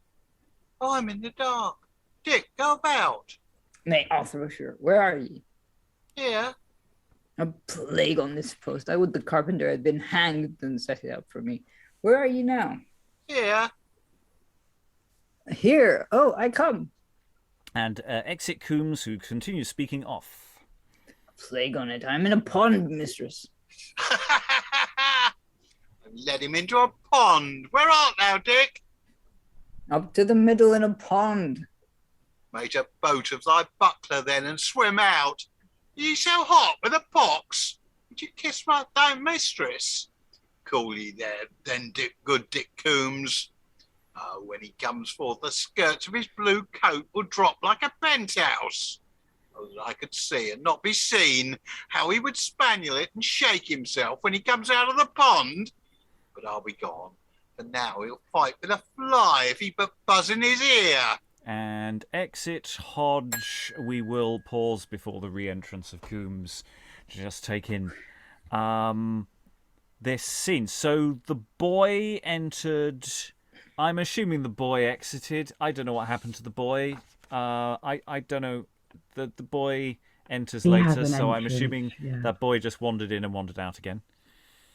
Coomes comes in, falls over. Hodge comes in, pretends to be Mistress Goursey. Is that what's going on there? Because I said the other day it seemed like there was something odd going on between them, and it seems like this is playing up on that in a weird way, because it's not really immediately signposted what he's doing, so presumably he's putting on a voice on "Where are you, Dick?" and imitating. And then I'm wondering about doubling. Does Hodge appear with Mistress Goursey on stage at the same time, or is it the same actor who's doing a sort of weird confusey doubling thing, so that it's sort of weirdly plausible? It's an odd little, and then straightforward comedy business of leading around the garden path and then falling in the water. He's fallen into water. Off stage to come on, presumably quite damp in a moment. Thoughts on the room? Rachael and then Al. Or Rachel's not sure. Yes. No. I was going to say if there's this hypothetical Hodge is doubling with Mistress Goursey, if perhaps there's in the confusing scenes before with Ralph, Francis, Will, and Phillip, if there is doubling between those two sets of characters, and that's why Will has that, Francis and Sir Ralph sound the same, even though that might not be it, because they seem to show up in every different combination together. Alan, then Briony. Yeah, I missed until I was about two speeches in that Hodge should be actually trying to do an impression of Mistress G, and from my recollection, no, they haven't been on stage at the same time together in the previous scenes. So you may well have a credible theory there that it's the same actor. But the one thought that I had, and it came up really in the way that Mistress Gawley was dealing with Dick Coomes at the end of yesterday's session, where she was basically flirting with him outrageously to get him to set up this plot to lead the band to cause havoc at the Barneses. I'm almost getting an image of him as Miller's the gamekeeper.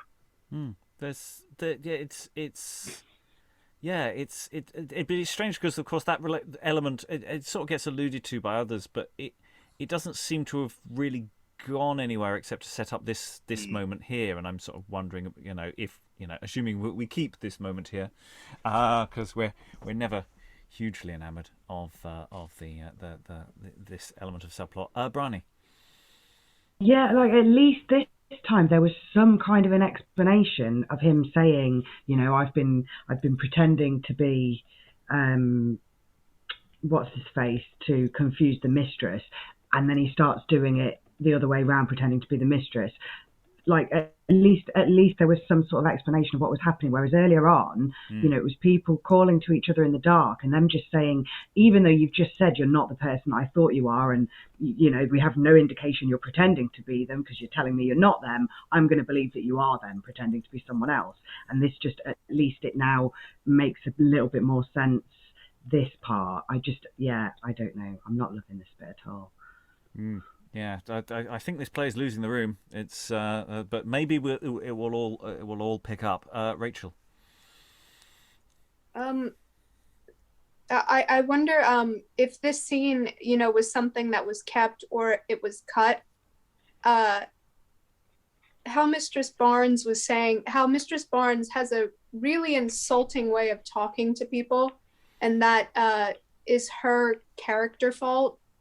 I wonder if Mistress Goursey's is to get what she wants from people, she talks as if she's flirting, and it's this short temper versus this woman who just talks in this way that men perceive as flirtatious, which the one Mistress Barnes talks in an insulting way because she thinks it's witty, and perhaps Mistress Goursey thinks this flirtatious way of speaking is witty.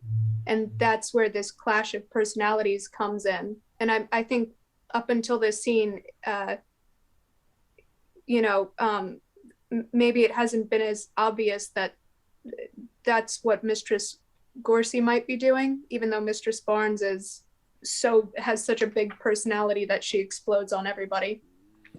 Yeah, and going with the sort of hints of the sort of outward show of piety that the Gourseys are doing as well, that there may be an interesting contradiction about the front they want to put forward and actually how they actually behave to people.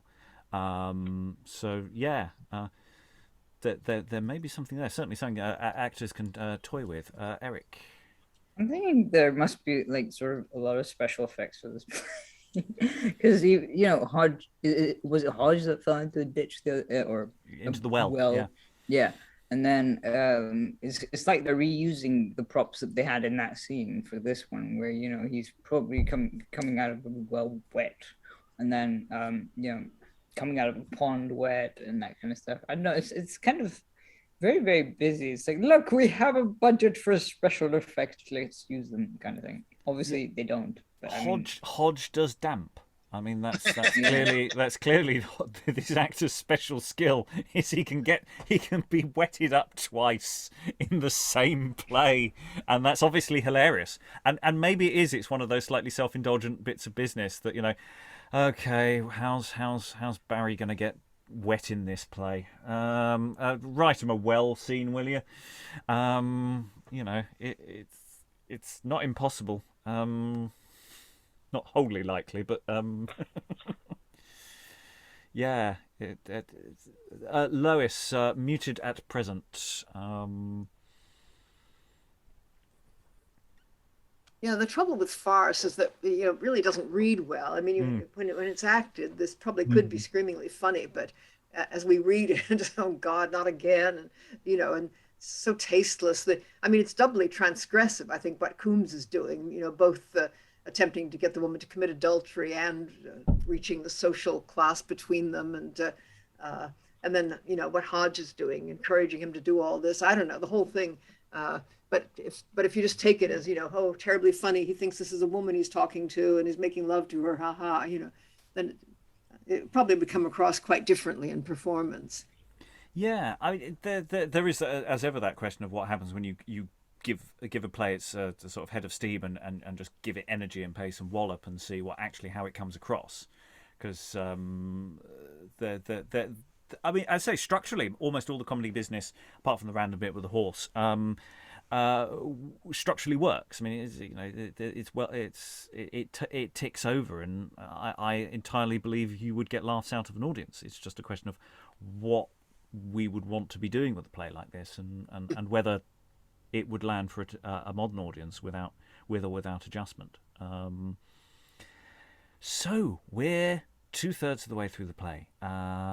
We may return to plot sometime soon. Next time, but we have got rather distanced from active plot, and we've got very much into comedy business, comedy setup. So final thoughts around the room, just a sense of where it's all going for those who've been here for most of or all of the play so far. Also, hopes and dreams for where you think it's going to end or where we should make it end. And where we go from here with it, actually, because we've got to that point where we're getting a sense of what the shape of the text is. Rachael, any final thoughts? Do you have anything to close this? You're allowed not to have final thoughts as well. Remember that. Don't make me force you to have thinking things.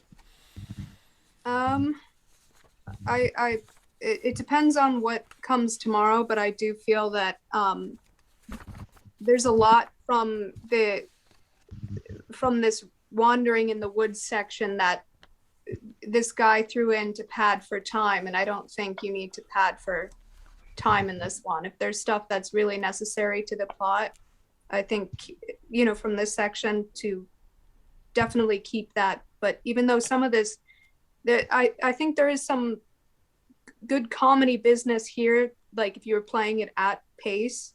But I think Mistress Goursey and Mistress Barnes are so hilarious with the way that they're doing stuff that, you have comedy in other places.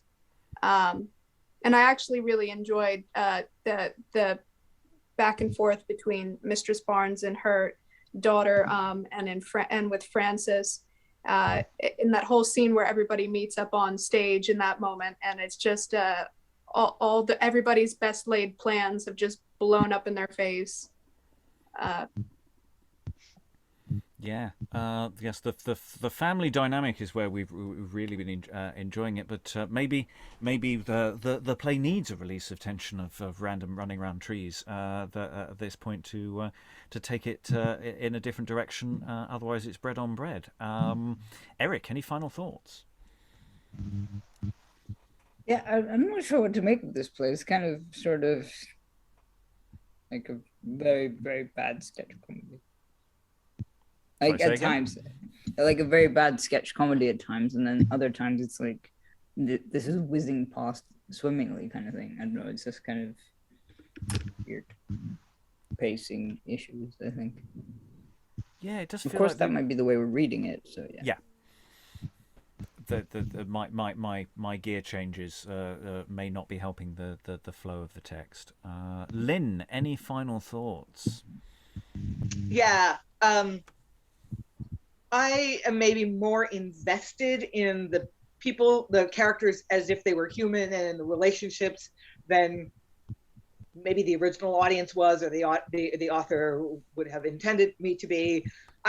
What I really want for this is for those relationships to be resolved, for some resolution and some reconciliation to take place, and for that to be credible and satisfying. So I want the two women to patch it up, and for one of them to say, "Oh, I was jealous needlessly," and the other one says, "I should have been more patient with you," and the men to say, "I should have listened to you and reassured you instead of dismissing your fear," or whatever. But I want those relationships to be reconciled. That's what I want this play to be moving towards, and it's taking too long. I absolutely get your point that we want a little release of tensions and some funness and craziness in the middle to remind everyone it is just a play. This is just entertainment. but particularly in this format where we stop and start so much and we're just reading it, we don't have the physical coming and going to entertain us. It just feels like it's taking forever to get back to the story that I care about. Yeah, it's like we were talking mostly about sitcom at the beginning of the week, and now we're entering this collision of sitcom versus farce. Sitcom where we're invested in characters and their lives, whereas in farce it's more mechanics and things happening and then complications, and you don't necessarily care about any of the people except in the sense of how are they going to get out of this awful situation, and that they're slightly different modes perhaps. Alan, any final thoughts? I must admit, I would, thinking about what Rachael was saying about, whether these comedy scenes were put in as padding. I think actually maybe we're looking at it completely the wrong way round. I think what we've been thinking of as being the A plot was basically constructed as a way of linking a number of set pieces which maybe already existed or were the stock routines of members of the company, of the drunken yokel, the drunken comic servant, the slightly dim aristo who's into hunting and his wife isn't.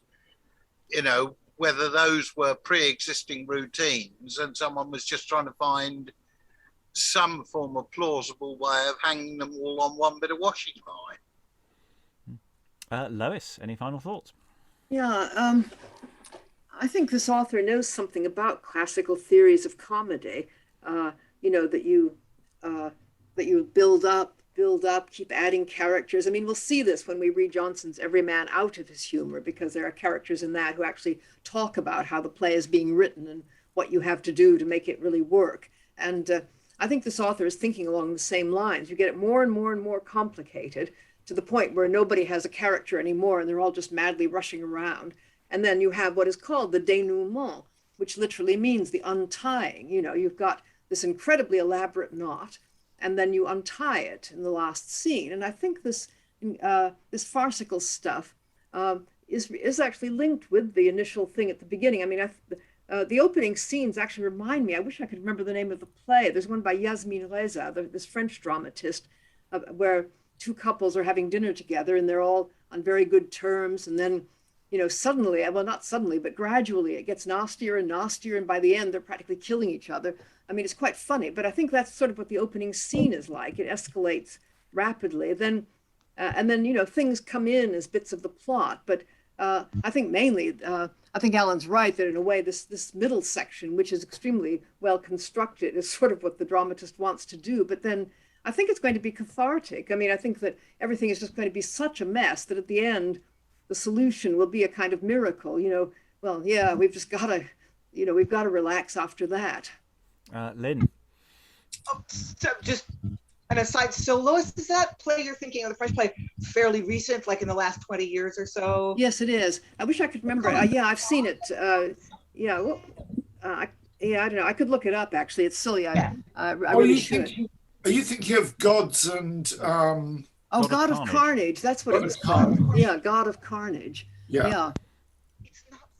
See, that's just me. I think speaking of theory, I think Bergson is absolutely full of shit. I think people acting like machines is not funny. It's creepy. And I think the God of Carnage is super duper unfunny. That's just me. Yeah, I think, Discuss. Yasmina Reza is very rich. So, Briony, any final thoughts? Yeah, I'm not very impressed, as you can probably tell from one of my comments today. It felt like a play at the start, and now I get what you're saying about structurally, mechanically, I guess because these tropes / latzes work because they've been tried and tested, but it feels to me like he's shoehorning stuff in for a purpose, rather than it being, a craft. Like at the beginning, it was a story. They had depth. There was something. I was following it, and now, that one scene right at the end of yesterday's session, shoehorning in two new characters that have just been shoehorned into this chaos. it just feels like he's making decisions for the sake of it, and I don't enjoy that. It just feels less well crafted to me. Francis, any final thoughts? You missed yesterday's, but you know. Yeah, I'm disappointed, as you said, Rob. It's for me, this play is losing the room. But I take Lois's point, as I think I've said before. Some plays, both early modern and contemporary plays, they perform better than they actually read. Maybe this is one of them. And I really like Rachael's point that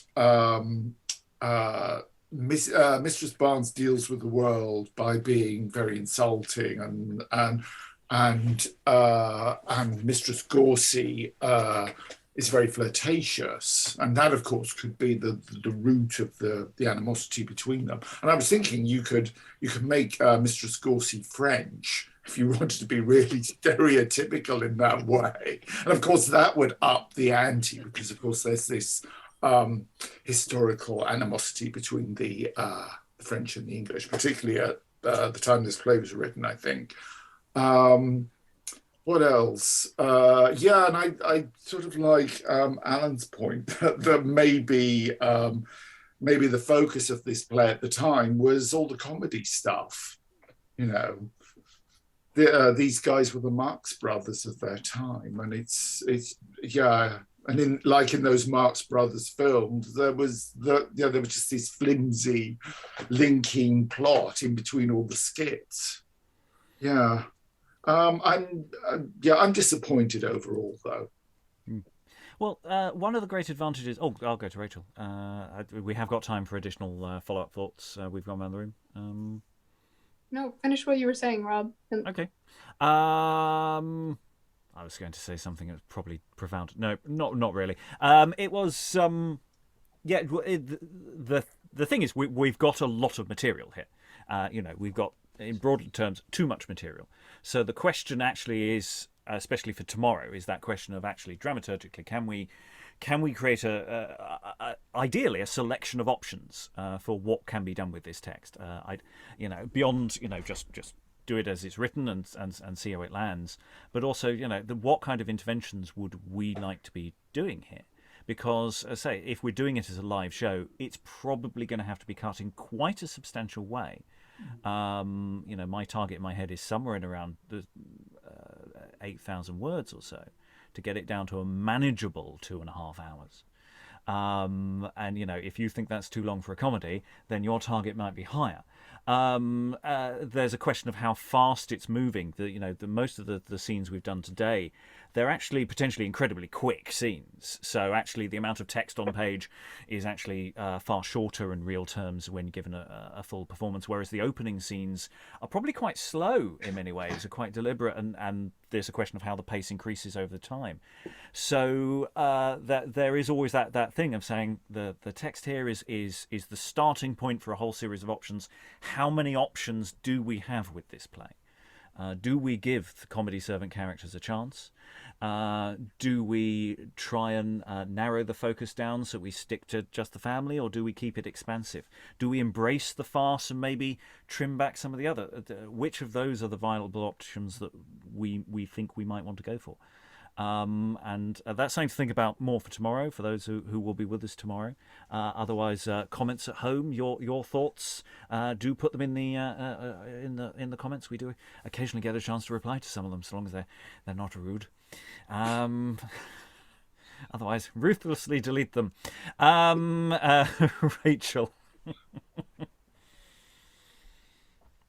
Yeah, I was gonna say, it's in response to what Lois said, with the, in classical comedy, you're adding more and more characters until they're these disoriented messes almost, just running around doing business. And I wonder if that the reason the room isn't responding well to that is because it's sort of a classical composition, and because it seems more composed than the rest of the character interactions, which seem more normal or everyday, or something of something you would see. It seems more human in some way. It's like music versus music made for corporate commercials, where to create a sense of progression in a corporate commercial, they'll add in different instruments playing the same 4 or 5 notes, and there's never any really development of the complication of that music. And it seems like this sequence is trying to uncomplicate stuff, and you might need that in this play for a little bit, but not as long as we've had so far.